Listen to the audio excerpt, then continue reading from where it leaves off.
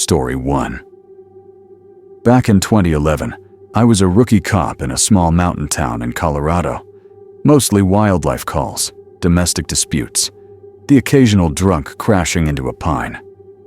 I was riding solo that week since my partner was out sick, and one quiet Thursday evening, I got dispatched to a welfare check. A neighbor called about a house way up on a dirt road, tucked into the woods. Said the guy who lived there hadn't been seen in days. No lights, no sounds, no car. They were worried. By the time I arrived, the sun had just dipped below the horizon. The house was older, one of those cabin-style builds from the 70s, with peeling red paint and overgrown weeds brushing the porch. No car in the gravel drive, no movement inside. I knocked. No answer. I called in for permission to enter, and once I got the go-ahead, I tried the front door. It was unlocked. Inside smelled like mold and burnt coffee. The air was stale, as if it hadn't moved in days. I cleared the main level. Living room, kitchen, bathroom. All neat. Oddly neat. Like someone had been expecting visitors, but no one ever came. The upstairs had 2 rooms. One was a tidy guest room. The other, the master bedroom, had the covers thrown back and an old alarm clock, blinking 3:18 a.m. Closet door ajar. Nothing unusual. But I started to get that feeling, like I was being watched. Downstairs, I found a door to the basement. It was locked from the outside with a bolt. That was strange. Not many people lock their basements from the outside. I hesitated. I called in again, told dispatch I might need backup, but the signal was weak, scratchy. I only caught static in return. I unbolted the door. It was pitch black. I flicked the switch. Nothing. Dead bulb. I pulled out my flashlight and started down the steps. Wooden, creaky, steep. The beam swept across boxes, old furniture, and then a chair. One of those metal folding chairs in the middle of the room, facing the wall. On the wall, written in black marker, was a single word, over and over: forgive. Dozens of times. It covered the wall. Messy. Frantic. Some letters smeared like someone had been crying while writing it. I walked closer. There were scratches on the floor, deep ones, leading from the chair toward the wall. Then I saw it. Zip ties on the floor. Broken, but recently. I could still see the stretched plastic curled around the leg of the chair. Something had been tied there. Or someone.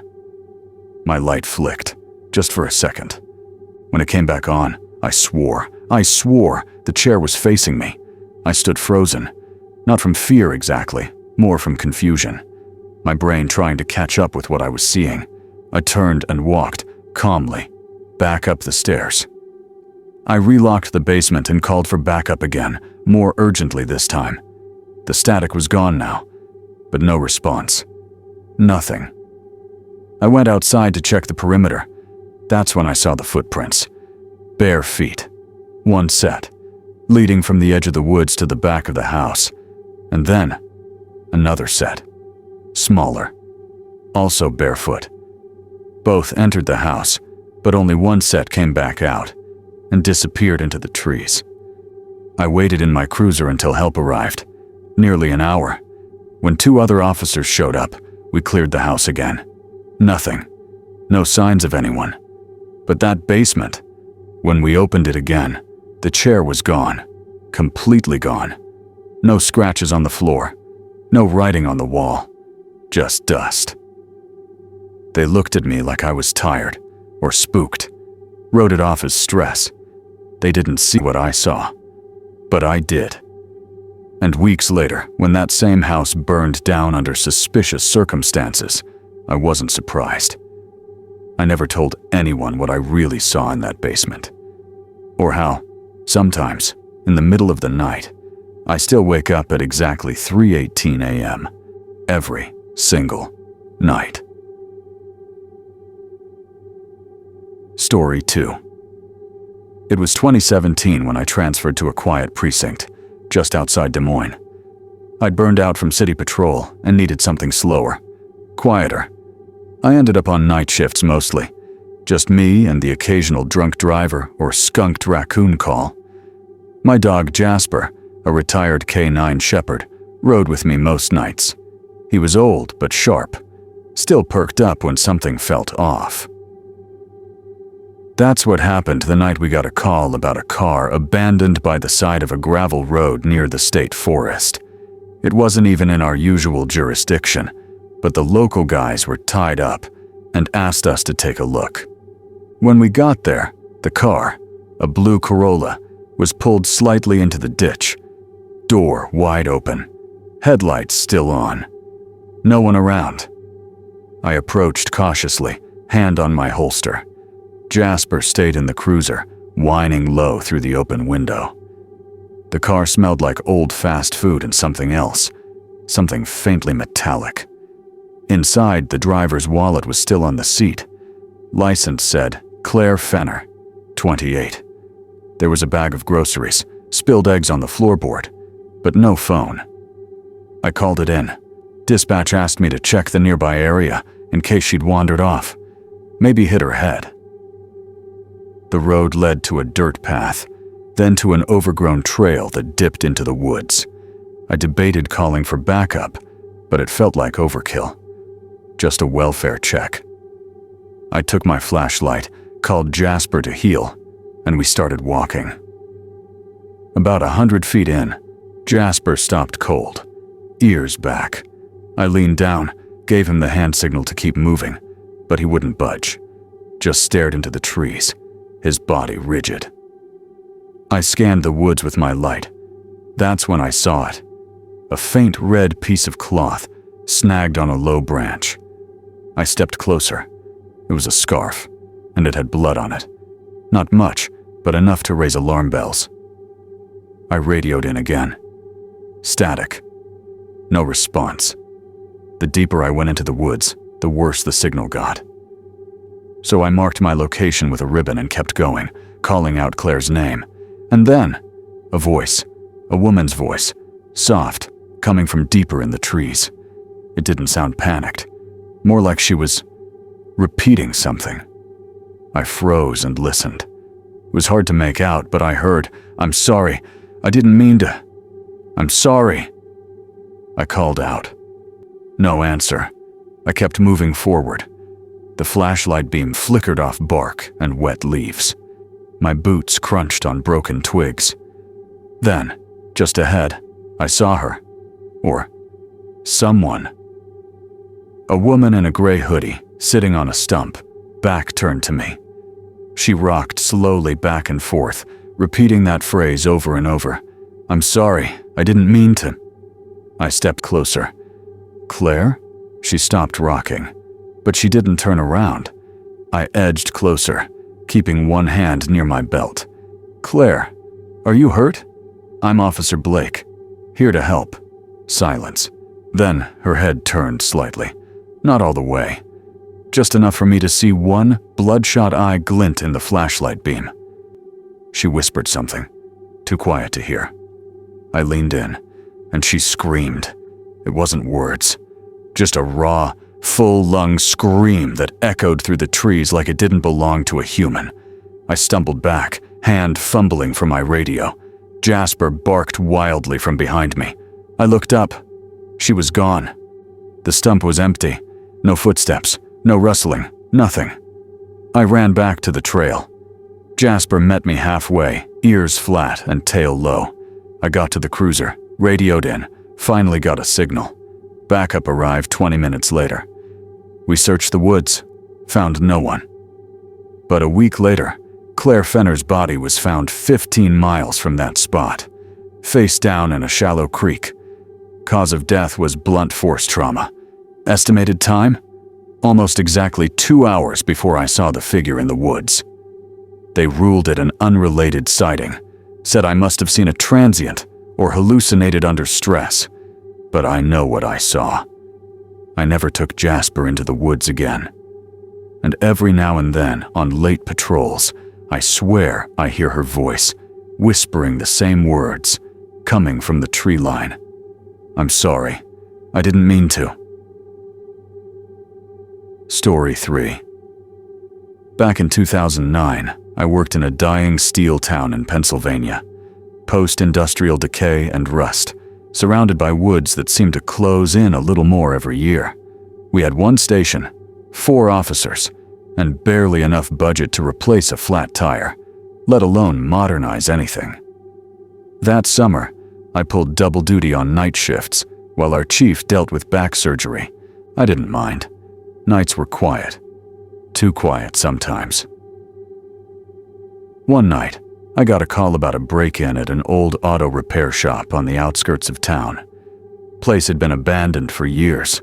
Boarded windows, rusted signage, the whole building sagging like it was just waiting to collapse. The call came from a payphone, which was weird enough on its own. The voice was male, whispery, and said only, "Someone's inside. It's not right." When I arrived, the shop was dark. Completely dark, except for one single bulb over the side door, swinging back and forth in the wind, casting that ugly yellow light across the gravel. I parked and radioed dispatch. They didn't know where the call had come from. No cameras on that part of town. No way to trace the payphone. I walked up with my flashlight. The side door was partially open. I pushed it slowly, stepping into musty, oil-soaked air. The shop smelled like old rubber and mildew. Cobwebs hung from every beam. My light swept across broken toolboxes, a rusted lift, and an old Pontiac with no wheels sitting like a corpse on blocks. That's when I heard it. A faint tapping. Rhythmic. Somewhere in the back. I followed the noise cautiously, boots crunching on loose gravel scattered across the concrete. The sound got louder. Still tapping, but now with a weird breath behind it, like someone exhaling through their teeth. I passed a room that used to be the office. Papers still littered the floor, phone dangling from its cord. And in the far corner, near the bay doors, was a storage closet. The tapping came from behind that door. I knocked. It stopped. I waited. Then something tapped back. 3 slow knocks. I drew my weapon, heart thudding in my ears. "Police, come out with your hands up." Nothing. I opened the door. No one. Just shelves stacked with broken parts. Brake pads, old headlights, rotting hoses. The back of the closet was nothing but wall. Concrete. Unbroken. No exit. I stepped inside to look around, shining my light along the floor. Then the door slammed shut behind me. Pitch black. I yelled, shoulder-checked the door, and it opened easily again. No resistance, no one outside. Just the same musty air and the swaying bulb. I walked back to the cruiser, radioed in the all clear, but I was shaken. Something about the place just felt wrong. As I sat in my patrol car filling out a report, I looked up and froze. The light over the door had stopped swinging. There was someone standing directly under it. A man, thin, hunched, in a gray coverall, face in shadow. I got out, hand on my weapon. "Sir? This is private property. I need to see your hands." He didn't move. I stepped closer. 5 feet. 4. 3. There was no one there. Just the bulb, still swinging slightly, like it had just been disturbed. But no footprints in the gravel. Not a sound. I checked the camera footage later from my dash cam. You can see me get out. You can hear me call out. But the camera never picked up anyone standing under that light. Not a shadow. Not a shape. Just me, yelling into nothing. A month later, we got another call. Same payphone, same voice. It's still there, in the shop, waiting. We didn't respond. No one ever did again. That building was condemned the following year. But I still think about the man who wasn't there. And sometimes, when I can't sleep, I wonder what would have happened if I'd stepped just 1 foot closer. or if that closet door had stayed shut. Story 4. In 2014, I took a temporary assignment helping a small rural department in northern Maine while they were short-staffed. My usual beat was in a city, so I welcomed the change. Quiet roads, friendly locals, and nothing more dangerous than a drunk moose wandering into traffic. One foggy morning, around 3:45 a.m., I got a call from an elderly woman named Evelyn Potter. She lived alone, deep in the woods outside Millinocket. Claimed there was a man in her house, not robbing her, not threatening her, just standing at the foot of her bed and watching her. Her voice was calm. That's what made the hair on my arms stand up. I was about 20 minutes out. The road to her house was gravel, winding, completely swallowed by trees. Fog made it worse, thick, clinging, like it was alive. My cruiser headlights barely cut through it. When I arrived, Evelyn met me on the porch in a nightgown, holding a flashlight. She didn't look scared. More confused, maybe even embarrassed. He was in the bedroom, she said, but then he was in the hallway.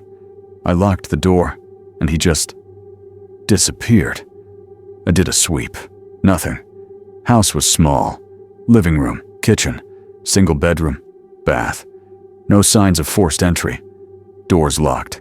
Windows shut. I asked if she'd seen him before. She shook her head. I didn't see his face. Just the shape. He was tall. Didn't move like a man, though. Just stood there. Quiet. I wrote it up as an unwitnessed trespass and suggested she keep the porch light on. Maybe get a security camera. She offered me coffee. I declined. I should have taken it.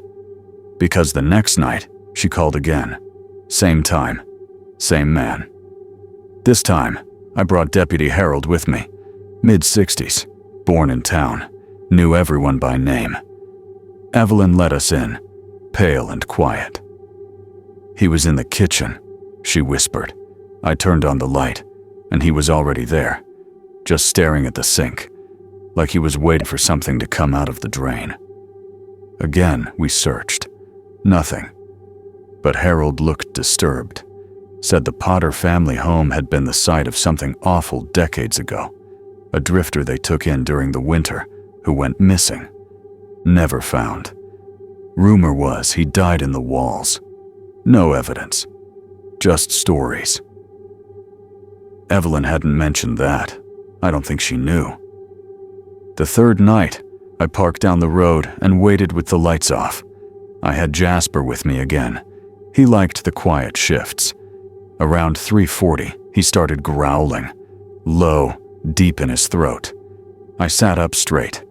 The fog rolled over the road like a tide. Then I saw it. A figure. On the gravel. Walking slowly toward the house. Not swaying, not dragging.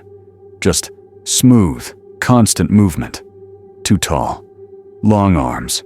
Not right. I hit the high beams. There was nothing there. No one. But the gravel was disturbed, like someone had been dragging their fingers through it. I drove to Evelyn's in under a minute. She was on the porch, sobbing. He's inside again, she kept saying. He's standing in the closet. He won't leave. We cleared the house. Nothing. But when I opened the closet in her room, I found something that hadn't been there before. A shoe. Worn, cracked leather. Clearly decades old. And inside was a tiny, folded scrap of yellowed newspaper tucked into the heel. It was brittle, torn, but readable. Drifter drowns in well behind Potter property, it said. Date, January 3rd, 1972. There was no well now, just trees. We checked, but Evelyn didn't even know it existed. Said her parents never mentioned it. We had no logical reason to keep investigating. No crime, no intruder. But every night that week, Evelyn kept calling. Same time, same story. And then, on the 7th night, The calls stopped. When we checked the house, it was empty. Fresh coffee in the pot. Front door wide open. Her flashlight still on the porch. We never found her. No signs of struggle, no note, no body. But deep in the woods behind the house, Harold and I found something. A circular ring of stones, sunken into the ground. The dirt inside was looser, darker, like it had been disturbed, or opened. I never went back there again. Story 5. This happened in 2018, when I was working as a patrol officer in a sleepy college town in upstate New York. Nothing ever happened there, except noise complaints, parking disputes, and the occasional kid trying to shoplift cough syrup, the kind of place where everyone knew your badge number and waved when you passed by. One night, a call came in from the night janitor at the local elementary school. Said he heard voices coming from the boiler room, even though no one was supposed to be there. Thought maybe a couple of teenagers had broken in. I was close by, so I responded alone. The school was dark when I arrived. Only the emergency lights were on, giving the halls that eerie, dim glow. The janitor, a guy named Mr. Rourke, met me at the front and handed me the keys. Practically begged me not to make him go back inside. "Something's wrong down there," he said. "It's not just kids. It's not right." I smiled politely, chalked it up to too many horror movies. But I'll admit, something about his eyes got to me. Not fear, more like regret. Like he'd seen something he wished he hadn't. I made my way to the boiler room in the basement. The halls echoed with every footstep. Posters of smiling cartoon animals lined the walls, faded and peeling. It should have felt innocent. It didn't. The boiler room door was locked. I used the key. The moment I opened it, heat hit me like a wall. It was hot down there, far hotter than it should have been, even with an old system. I stepped inside, flashlight in one hand. Pipes hissed and groaned all around me. The metal walls seemed to breathe. My boots echoed on the concrete floor, and that's when I heard it. A voice, very faint, very clear. "He's still down here." It came from behind the boiler unit. I called out, "This is the police. Come out slowly with your hands where I can see them." No response. I moved around the unit, sweeping my light. No one. But there was something on the floor. A small, stained cloth. Looked like a piece of a child's shirt. Old, faded blue with cartoon dinosaurs. I crouched to pick it up. Then the light flickered, and I heard footsteps behind me. I turned fast. Nothing. No one. Just the sound of something dripping. Slow. Steady. Then my radio crackled. Just once. No voice. No static. Just this high-pitched squeal that made me rip the earpiece out. That's when I noticed something in the corner. A small red chair, the kind you see in kindergarten classrooms, facing the wall. It hadn't been there when I walked in, and sitting in the chair was a pair of tiny shoes. No child, just shoes. I backed out slowly, heart pounding. The air was so thick it felt like I was breathing underwater. I turned to leave, and the door was shut. I hadn't shut it. I ran up, twisted the handle, locked. I radioed for backup, no response. Then I heard it again. A whisper, right behind me. He never left. I spun around, flashlight shaking. The shoes were gone. So was the chair. But something moved in the shadows. Not a shape exactly. More like the suggestion of one. I didn't wait. I slammed my shoulder into the door 3 times before it gave way. The cold hallway air hit me like a slap. I didn't stop moving until I was back outside.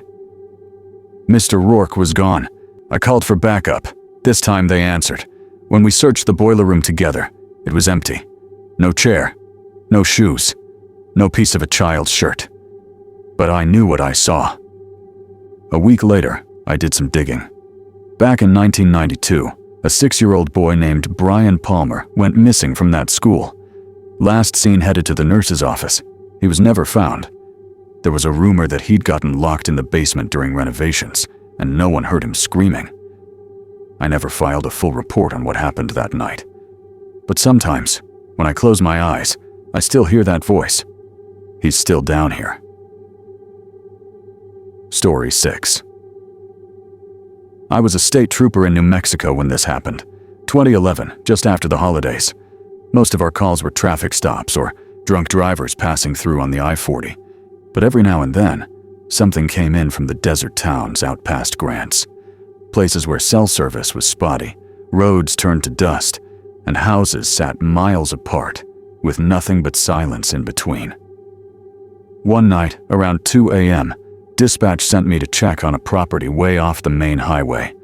A woman had called in, breathless, whispering that someone was outside her house, just standing there, watching. She hung up before giving her full name. The location wasn't even properly marked, just coordinates tied to an old utility address. Took me nearly 45 minutes to get there. Long, dark stretches of road. No moon, just the occasional jackrabbit darting through my headlights. When I pulled up, the house was small and worn down, surrounded by sagebrush and rusted-out cars. Not a single light on. I knocked on the door. No answer. I knocked again, louder. Finally, the door creaked open. The woman, late 30s, sunken eyes, barefoot, looked like she hadn't slept in days. "He's still out there," she said quietly. "Won't come in. Won't leave." "Ma'am," I said, "you called about someone outside. Where exactly?" She pointed to the edge of her property. There was a fence line about 30 yards out. Beyond that, just desert. "He's been there every night for a week," she said. "Same time. Just stands there. Doesn't move." I stopped looking at him. Makes me feel wrong. I radioed in. Static, of course. I stepped outside, hand resting on my sidearm, and walked toward the fence. Flashlight out, scanning side to side. That's when I saw it. There was someone out there, just standing beyond the fence, perfectly still. Too dark to see features. But something about the posture was strange, upright, tense, like it was forcing itself to stay still. "State police," I called out. "You need to leave this property." No response. No movement. I kept walking, cautiously, till I was nearly at the fence line. Then the flashlight flickered. Just once. When it came back on, the figure was gone. Not walked away. Not ran. Just gone. I stood there a while, trying to calm my pulse, scanned the brush. Nothing. No footprints in the sand. No sound. Only the wind, whispering through brittle weeds. When I turned around to head back, the woman was standing behind me. Close, too close. I jumped, hand to holster, but she didn't flinch. "He doesn't come for me," she whispered. "He waits until someone else comes looking." I stared at her, not sure what to say. And then she smiled. Small. Sad. "I'm sorry." She walked back into the house. I followed, made sure she was safe, insisted she pack a bag and come with me. She refused. Told me he only comes at night, and only watches. When I got back to my cruiser, the engine was running. I hadn't left it that way. I got inside, shut the door, and froze. Because in the rearview mirror, I saw something standing just outside the fence line again. Closer now. Closer than before. And it was facing the car. I didn't look back. I drove out of there and didn't stop until I hit the edge of town. We sent a follow-up team the next morning. The house was empty. No woman. No signs of struggle. But the bed was made. Coffee still warm. And outside, near the fence, a pair of footprints. Barefoot. Long.